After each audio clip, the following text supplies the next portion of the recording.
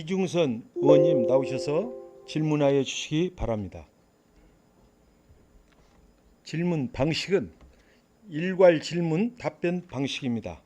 존경하고 사랑하는 익산 시민 여러분, 안녕하십니까? 중앙동, 평화동, 인하동, 마동을 지역구로 산업건설위원회에서 의정 활동 중인 소통의원 이중선입니다.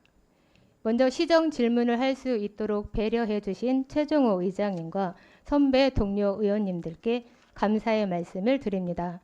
또한 익산시가 전국 최초로 농업식품 지방 주도형 투자 일자리로 선정되도록 노력해 주신 정헌유 시장님과 관계 공무원 여러분께도 감사의 말씀을 드립니다.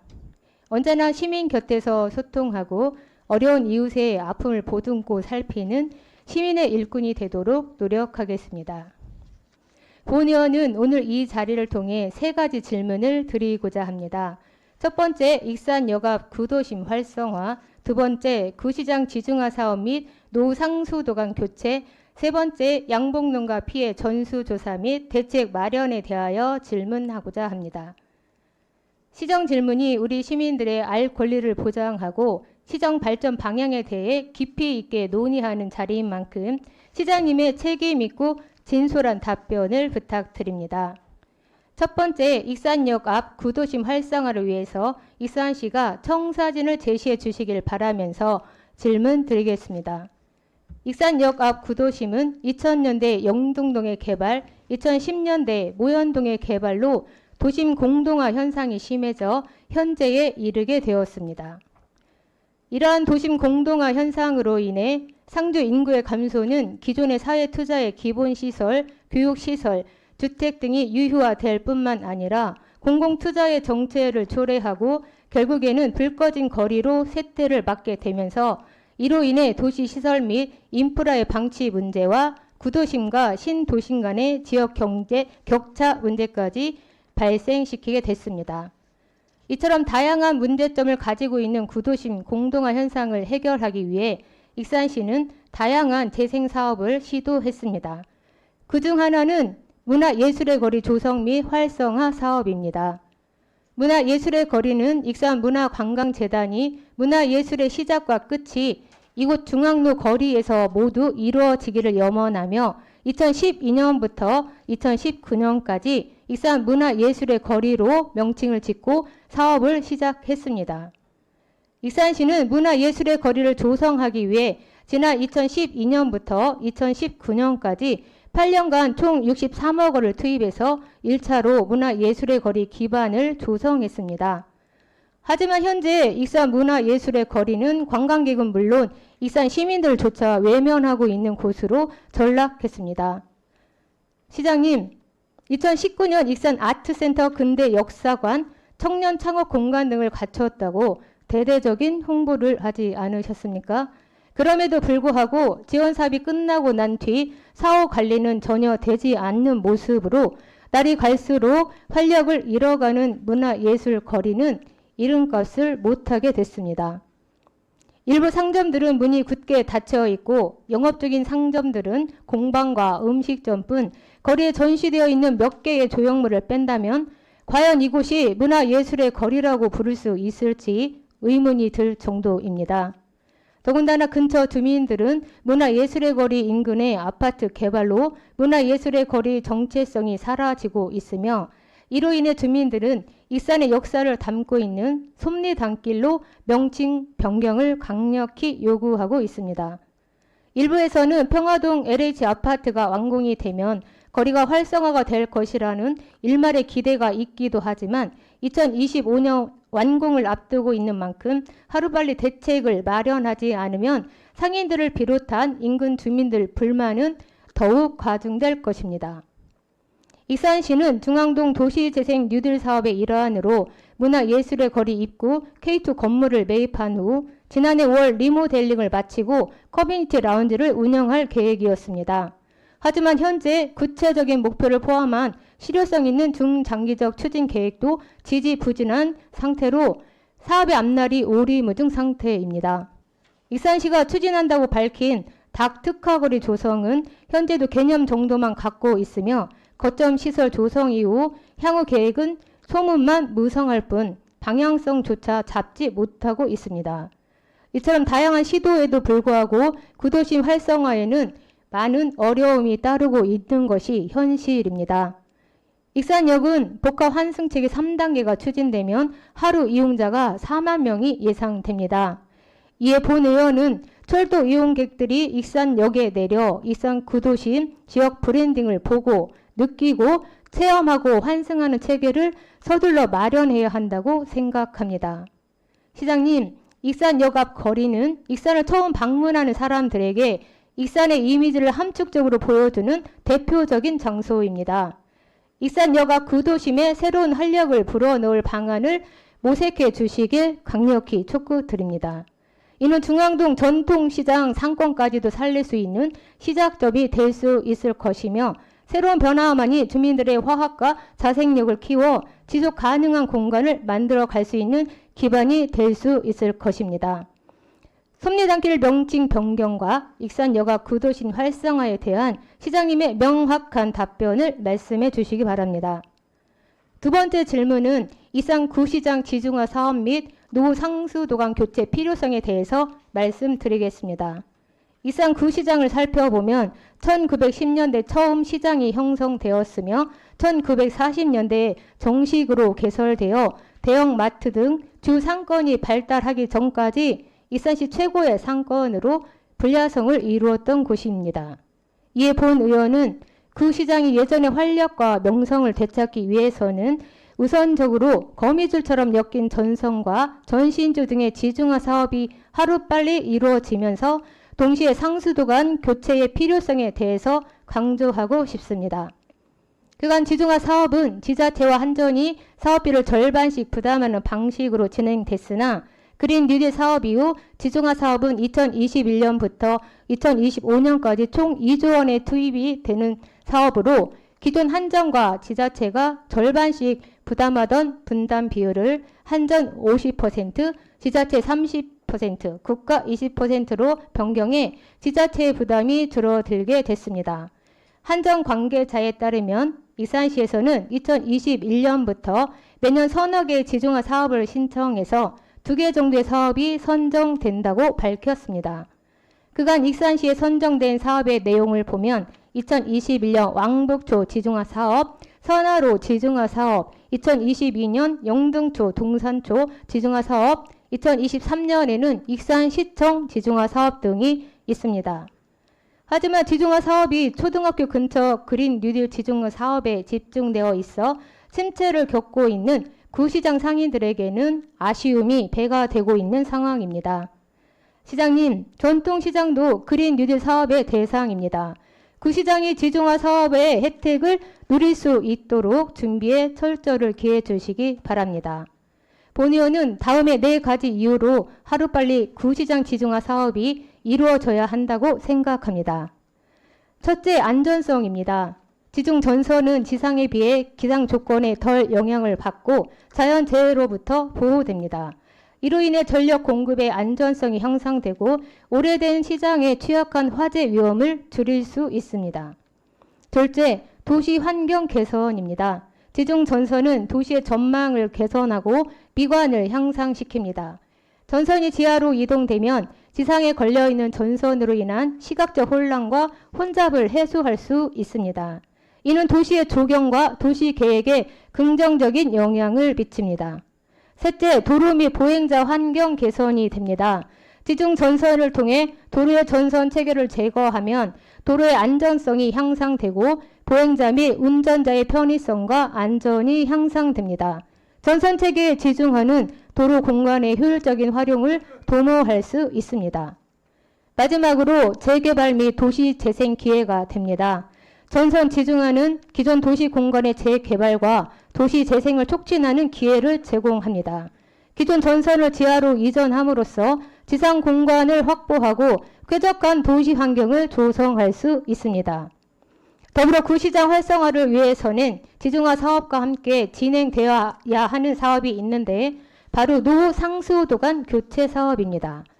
구시장 상인들은 지중화 사업도 중요하지만 노상수도관 교체에 대해 목소리를 더 높이고 있는 실정으로 지난해 겨울에도 여러 곳에서 누수가 발생해 상인들과 시민들이 많은 불편을 겪었으며 그중 한 곳의 경우 누수 구간을 찾는 데만 1년 정도의 시간이 걸렸다고 합니다. 이처럼 매년 발생하고 있는 누수로 구시장의 91개 점포는 겨울마다 홍역을 겪고 있으며 대부분 점포의 상수도관이 2000년대 이전이나 훨씬 더 전에 설치되어 시한폭탄을 안고 생활하고 있는 상황입니다. 이번 기회를 맞아 지중화 사업과 노상수도관 교체라는 두 마리 토끼를 모두 잡아 본래의 시장 모습에서 변화를 꾀하여 독특한 개성과 매력 그리고 구시장만의 브랜드 아이덴티티를 만들어야 한다고 생각합니다. 시장님, 구시장 상인들은 지중화 사업과 노상수도관 교체 사업을 강력히 요구하고 있는데 시장님께서는 이에 대해 어떻게 사업을 진행할 것인지 답변해 주시기 바랍니다. 마지막 질문 드리겠습니다. 시장님, 다음과 같은 말을 들어보신 적 있으십니까? 만약 지구에서 벌들이 사라진다면 인류가 생존할 수 있는 시간은 오직 4년뿐이다. 노벨 문학상 수상자 모리스가 그에 져서 꿀벌의 생활에서 기록한 내용입니다. 유엔은 매년 5월 20일을 세계 벌의 날로 제정하고 인류의 지속 가능한 발전을 위해 보호되어야 한다고 했습니다.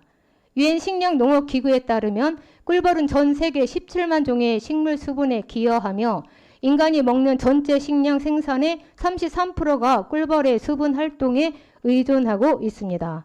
또한 전 세계 식량의 90%를 차지하는 100대 농작물 중 70%가 꿀벌을 포함한 곤충의 수분 활동에 의존해 생산됩니다. 사과, 딸기, 호박, 당근 등은 꿀벌에 의한 수분 의존율이 90% 이상입니다.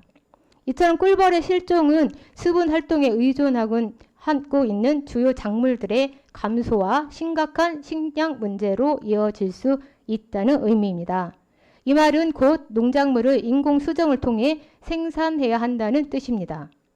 인공 수정은 꿀벌 한 마리가 하루에 1,000송이 이상의 꽃을 찾아 돌아다니는 것에 비해 상당히 많은 시간과 노력이 필요하며 이는 곧 인건비 상승으로 인한 농작물 원가 상승으로 이어지게 됩니다.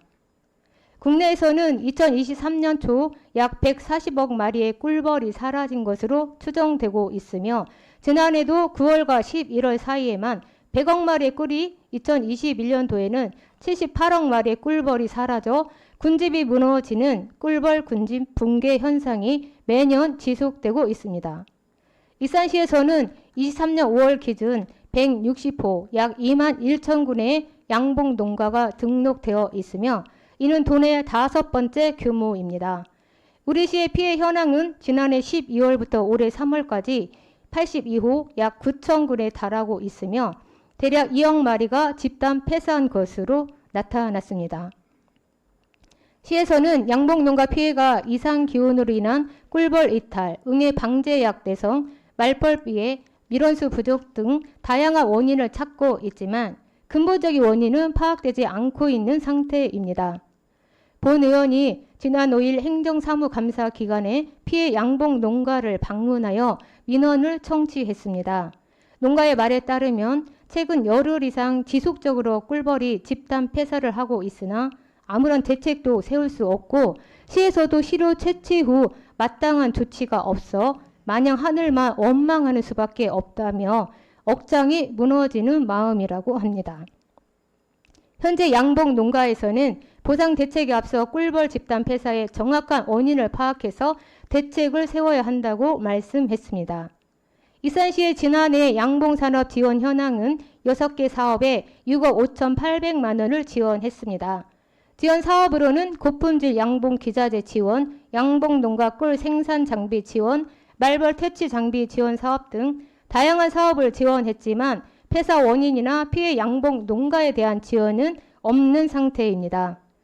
지난해 도비 추경 예상 1억 8,900만 원으로 108 농가에 설탕을 지원한 것이 전부이며 올해도 우리 시에서는 지난해와 비슷한 내용의 6개 사업 5억 1,500만 원의 지원만 있으며 도의 추경도 지난해 정도의 지원만 있을 것이라고 밝혔습니다.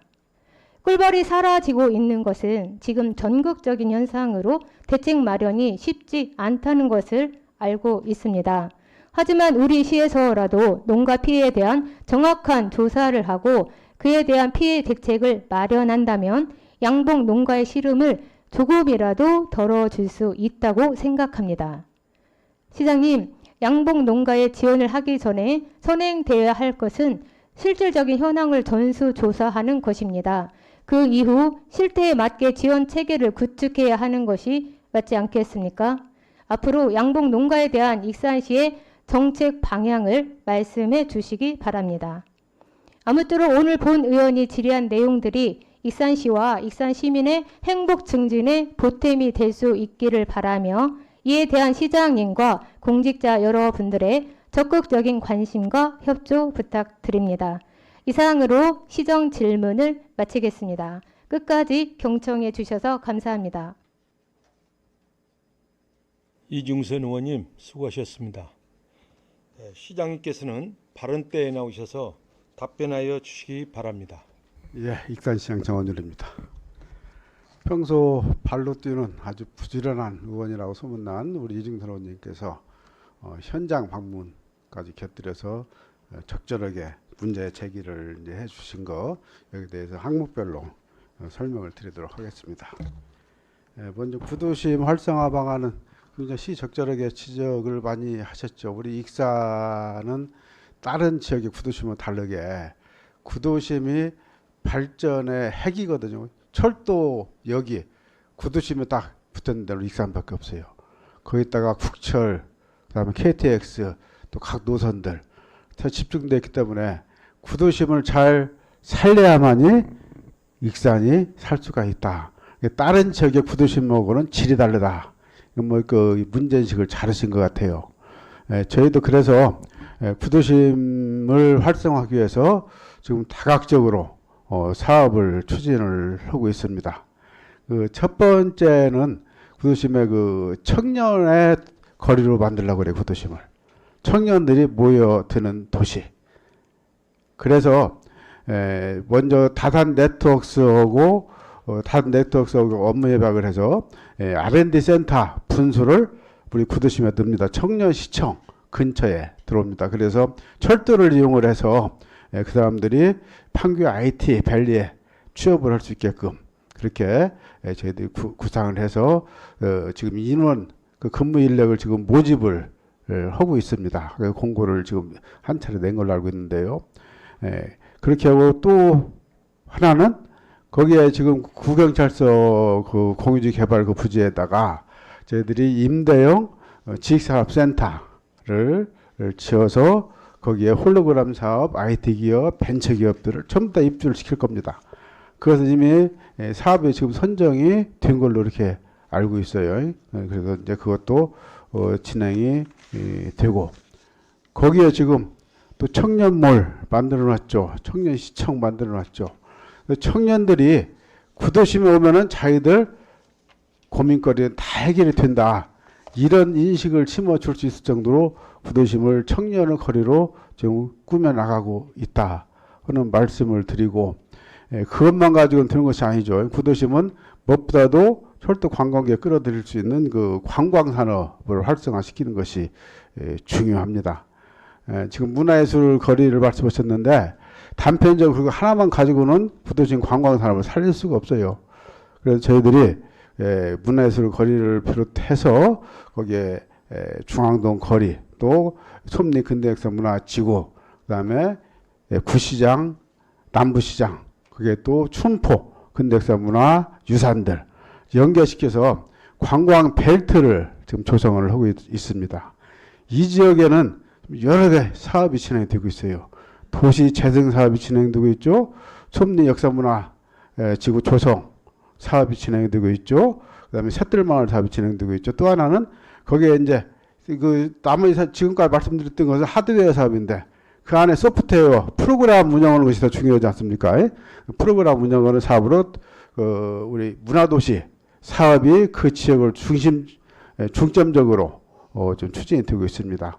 이런 사업들이 복합적으로 다발적으로 이렇게 이루어지고 있기 때문에 이것이 어느 정도 시간이 지나면은 효과를 발휘할 것이다. 그러면은 부도심은 여러분들이 기대하는 그런 역할을 충분히 해낼 수 있을 것이다. 근데 이제 그것만 가지고 부족할 것 같아서 부도심을 야간 관광의 중심지로 저희들이 삼고 있어요. 야간 관광 활성화 계획 용역을 이제 시작을 했는데 우선 금년도에 시범 사업으로 거기 그 야간 경관 명소화 사업 이것은 용역하고 관계없이 별도로 저희들이 지금 도비 사업 선정이 돼서 하는 겁니다. 익산역 광장에다가 야간 경관 명소화 사업이라 해서 4가지 사업을 진행을 합니다. 거기 오면은 야간에는 다채로운 공연 수업도 해서 홀로그램 사업, 그다음에 미디어 쇼 뭐 이런 것들이 전부 다 이루어질 수 있게끔 이런 공간이 우선 조성된다 하는 말씀을 드리고 또 야간 경관 이거 용역이 끝나면은 거기도 또한 우리 신흥 정수장에 연계시켜서 신흥 정수장에도 야간 경관 지금 저희들이 거점 지역을 만들려고 그래요. 그래서 저녁에 개방을 해서 시민들이 즐길 수 있고 관광객이 익산역에 내는 사람들이 거기까지 가서 관광할 수 있는 그런 지금 체제를 용역의 골격이 그겁니다. 그때 그 용역이 되면은 그런 시스템을 구축을 해서 우리 익산을 야간 관광 도시로 만든다.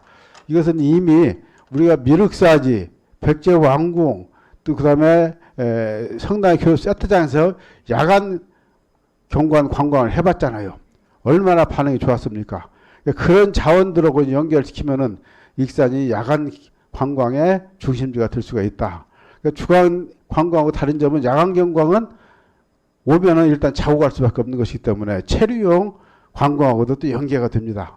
그래서 부도심은 우리한테는 정말 소중한 자원이다. 부도심을 통해서 익산 전체가 활력을 받을 수 있도록 그렇게 지금 구상하고 있다는 말씀을 드리고요. 그 다음에 우리가 지금 도시재생사업 부도심에 시범사업을 중앙동에 했었죠.